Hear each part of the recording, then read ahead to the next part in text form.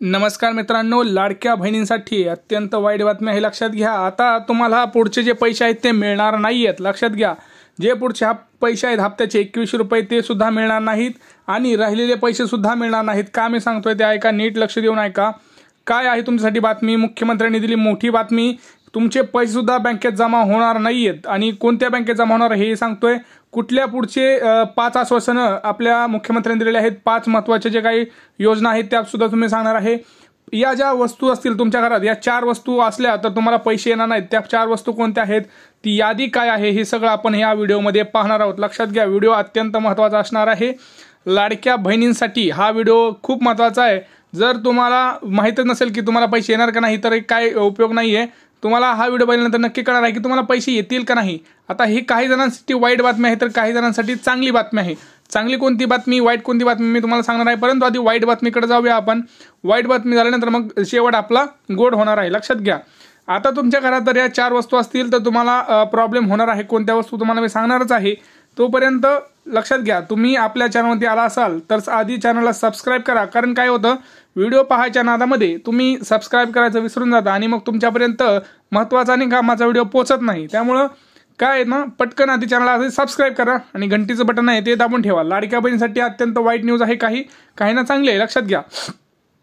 आता बघा, आता जे काही लाडक्या बहिणी राहिलेल्या आहेत तुम्हाला मी सांगतो, जवळपास आता जर आपण बघितलं तर हा पट्टा अजूनही राहिलेला आहे। बघा, इथले जे पट्टे आहेत हे महत्त्वाचे पट्टे राहिलेले आहेत। आता ह्याच्यामध्ये सोलापूर आहे, आपलं संभाजीनगर आहे, छत्रपती संभाजीनगर आहे, पुढं अहमदनगर आहे, बरोबर का। इकडे जर बघितलं आपण तर पुण्याचा थोडासा पट्टा, मुंबईचा थोडासा पट्टा, हे सगळं इथं राहिलेलं आहे। वाटप भरपूर महिलांचं सुद्धा इथं राहिलेलं आहे। तुम्हाला पैसे मिळालेले आहेत का ते तुम्ही कमेंट सेक्शनमध्ये सांगा। मिळाले नसतील तर किती मिळालेत आणि काय त्याच्यामध्ये आहेत। आता काही जणांचे कमेंट सुद्धा आता आपल्याला आलेले आहेत की दादा माझं अकाउंट ब्लॉक झालेलं आहे। माझे तिथं जे स्टेटस आहे वेबसाईटला जर मी बघितलं तर तिथं असं दाखवलं आहे की अकाउंट जे आहे ते पैसे कॅन्सल झालेत, म्हणजे कॅन्सल आहे असं दाखवत आहे। पैसे काय झालेत, कॅन्सल। डिपॉझिट केलेले पैसे तिथं कॅन्सल दाखवत आहे।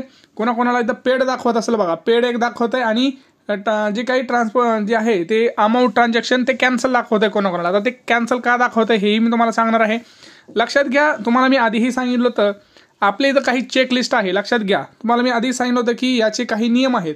तर पहिलं म्हणजे काय, ज्याच्या घरी 4 चाकी आहे, लक्षात घ्या, 4 चाकी वाहन आहे, त्याला मात्र तो कुठंच बसत नाही। तुम्हाला माहिती आहे त्याच्याकडे असा ही 4 चाकी गाडी आहे, त्याला कुठंही तुम्हाला आता योजनेचे पुढचे पैसे येणार नाहीत, पहिलं लक्षात घ्या। दुसरं म्हणजे काय, सरकारी योजना तुम्ही ऑलरेडी भाग घेत असला तर येणार नाही।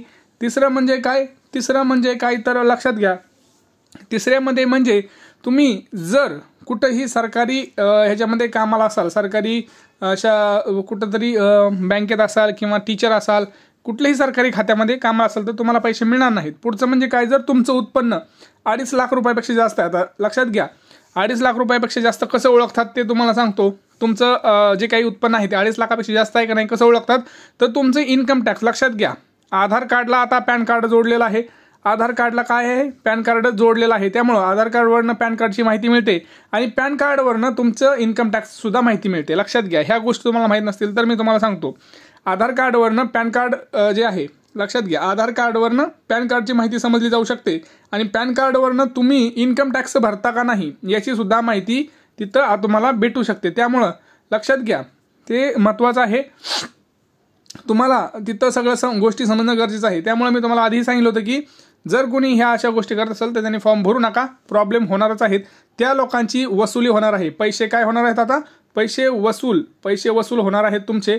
किती होणार आहेत, तर तुम्हाला जर समजा 4,500 आले असतील तर तुमचे 4,500 न वसूल केले जाणार आहेत। एक्स्ट्रा कुठेही आता पैसे त्याच्यामध्ये घेणार नाहीत। परंतु चांगली खुशखबर अशी आहे की मुख्यमंत्र्यांनी पुढं एक 10 आश्वासनं दिलेले आहेत।